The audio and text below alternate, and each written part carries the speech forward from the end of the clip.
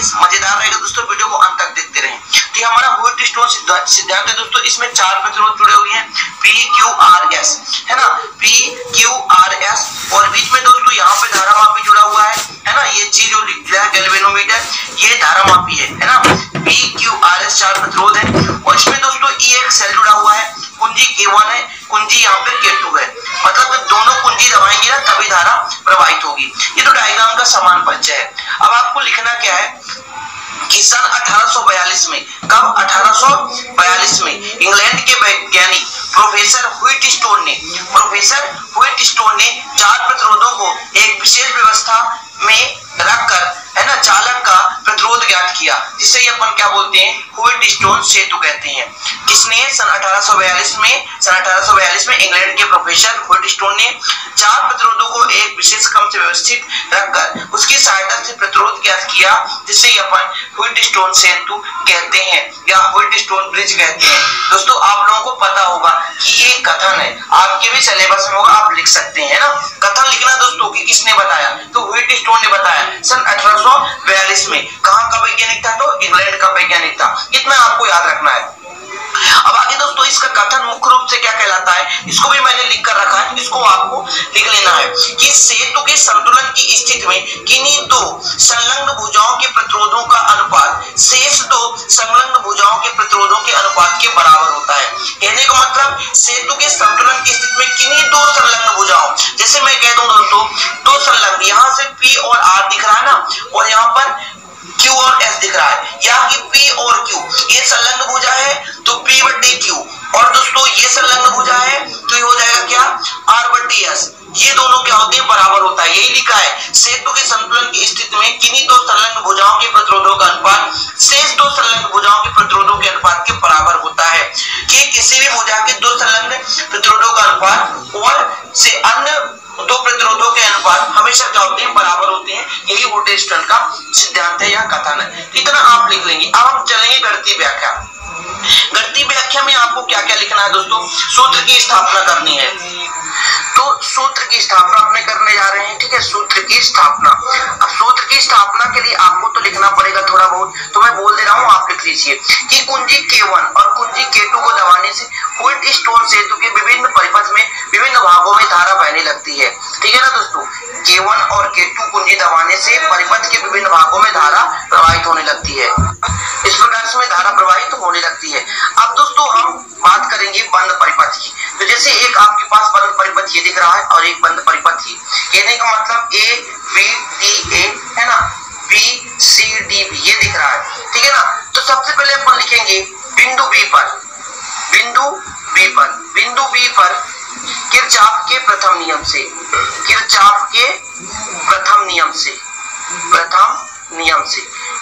का प्रथम नियम क्या कहता है दोस्तों, किसी भी संधि पर मिलने वाली समस्त धाराओं का योग क्या होता है, शून्य होता है। अच्छा बी पर देखिए कौन सा धारा आ रहा है, I1 आ रहा है, आ रहा है कि नहीं आ रहा है, बिल्कुल आ रहा है, I1 आ रहा है, ठीक है बिंदु, ठीक है ना, बिंदु बी पर I1 आ रहा है। अब यहाँ पर दोस्तों थोड़ा सा धारा मैंने उल्टा लिख दिया है, यहाँ पर I2 होना चाहिए है ना, और दोस्तों यहाँ पर जो होगा I3 होगा और ये होगा I4, ठीक है ना। यहाँ I1, I2, I3, I4 term से लिख दिया। अब दोस्तों I1 B पर आ रहा है, लेकिन I2 तो जा रहा है ना, तो माइनस लिख दिया हमने, और IG नीचे की ओर जा रहा, आ तो नहीं रहा है, तो माइनस। मैंने बोला था कि संधि की ओर आने वाले को प्लस और संधि से दूर जाने वाले को माइनस। अब यदि इसको पक्षांतर कर दूं तो I1 बराबर I2 प्लस IG आ जाएगा, क्योंकि ऋण है उधर जाके क्या हो जाएगा, धन हो जाएगा। यदि मैं बात करूं दोस्तों संतुलन की अवस्था में G पर धारा प्रवाहित नहीं होगा, तो आप लिख सकते हैं क्या, संतुलन की अवस्था में, इसके अवस्था में, संतुलन के अवस्था में IG इक्वल कितना हो जाएगा, 0। तो दोस्तों यहाँ पर लिख देता हूँ, नीचे लिखना आपको, तो कितना हो जाएगा, I1 बराबर I2, ये आपके पास आ गया, I1 बराबर I2, आगे काम आएगा, ध्यान रखना, मैं लिख दूंगा फिर आपको समझ में नहीं आएगा। I1 बराबर I2 आ गया अपने पास, ठीक है, आगे नहीं आया, I1 बराबर I2, ठीक है। अब इसी प्रकार से बिंदु D है, कहा दोस्तों बिंदु D, तो मैं बिंदु D पर कौन सा धारा आ रहा है, I3 आ रहा है, I4 जा रहा है और ध्यान दीजिएगा, I3 आ रहा है, देखिए डायरेक्शन, देखिए इसका डायरेक्शन, डायग्राम में डायरेक्शन डी की ओर I3 जा रहा है, IG आ रहा है ना, और ये दोस्तों I4 बाहर की ओर जा रहा है, तो I4 ऋण हो जाएगा, IG और I2 क्या हो जाएगा, प्लस में हो जाएगा। तो नीचे अपन लिख देते हैं कि कहां पर, बिंदु डी पर, बिंदु डी पर किसके नियम से, किरचॉफ के नियम से, किरचॉफ के नियम से। क्या कहता हूं मैंने, क्या बोला, I3 आ रहा है, IG आ रहा है, लेकिन I4 जा रहा है इक्वल 0। यदि दोस्तों I3 प्लस IG पक्षांतर करेंगे तो I4 हो गया। लेकिन मैंने पुनः बात किया सीमांत संतुलन की स्थिति में, सीमांत संतुलन की स्थिति में क्या होता है कि IG का मान शून्य होगा, IG का मान क्या होगा, शून्य होगा।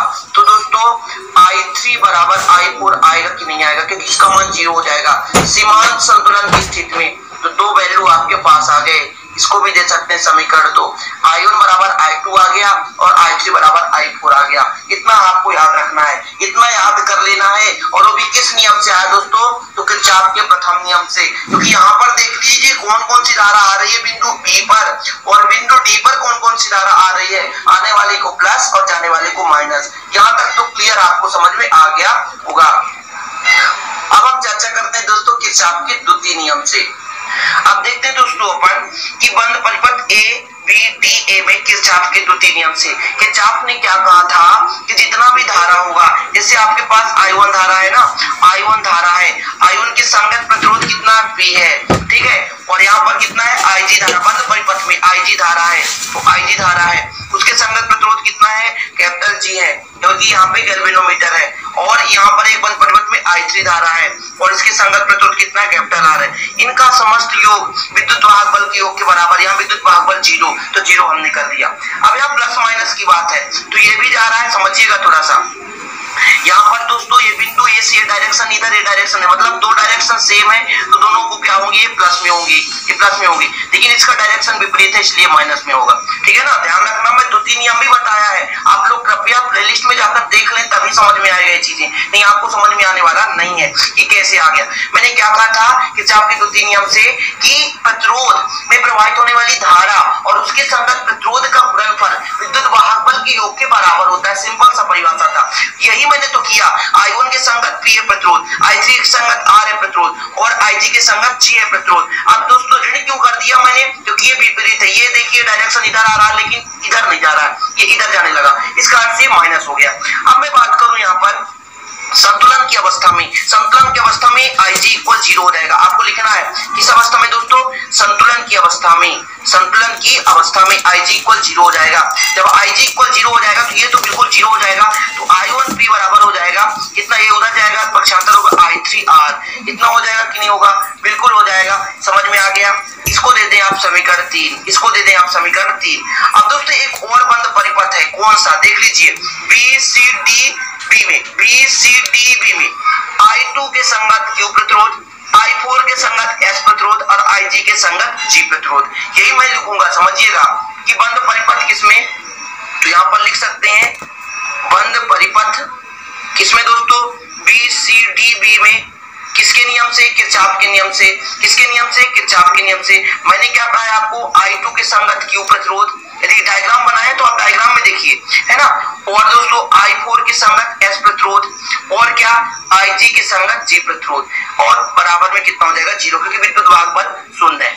अब दोस्तों यहाँ पर थोड़ा सा ध्यान रखना है, ध्यान रखना है, यहाँ से धारा जा रही तो प्लस में है, लेकिन इसके अपोजिट इधर जा रहा है, नहीं माइनस में हो जाएगा, ये भी माइनस में, तो यहाँ पर ध्यान रखना है आपको, डायरेक्शन के आधार पर अपन माइनस लगा लेते हैं।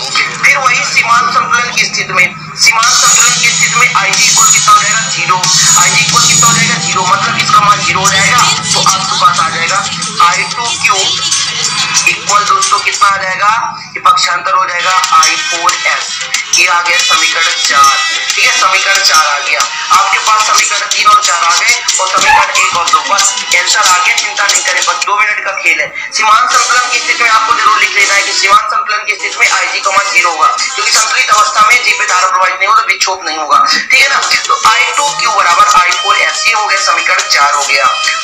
अब आगे आपको करना क्या दोस्तों, मैंने यहाँ पर लिख रखा है कि समीकरण 3 आपके पास आया था, समीकरण 4 आपके पास आया था। कुछ भी नहीं करना है, समीकरण 3 में 4 का भाग देना है। समीकरण 3 में 4 का भाग देने पर, 4 का भाग देने पर तो दे दीजिए, फटाफट करिए। I1P बटे कितना हो जाएगा दोस्तों, I2Q है ना। यहाँ पर कितना है I3R बटे कितना हो जाएगा I4S। अब चूंकि समीकरण 1 और 2 से R1 बराबर I2 सिद्ध किए कर चुका मैंने, और I3 बराबर I4 सिद्ध कर चुका कि नहीं कर चुका। समीकरण 1 और 2 से आप यहाँ पर लिख सकते हैं, समीकरण 1 और 2 से I1 बराबर I2 और I3 बराबर I4। यदि मैं बात करूं I1P I2 की जगह I1 कर दूं, कोई दिक्कत। I3R I4 की जगह I3 कर दो, कोई दिक्कत, क्योंकि मैंने बता दिया ये बराबर। अब I3 से I3, I1 से I1, आपके पास आंसर कितना आया मेरे भाई, P/Q बराबर R/S। यही तो व्हीटस्टोन का सेतु का सिद्धांत है कि किसी संधि पर जुड़े दो प्रतिरोधों का अनुपात और एक अन्य संधि पर जुड़े दो प्रतिरोधों का अनुपात हमेशा क्या होता है, तुल्य होता है। क्योंकि 4 प्रतिरोधों का जोड़कर बताया था व्हीटस्टोन ने। दोस्तों ये वीडियो लंबा होगा लेकिन अच्छा लगा होगा आपको। यदि आप पूरे क्रम से वीडियो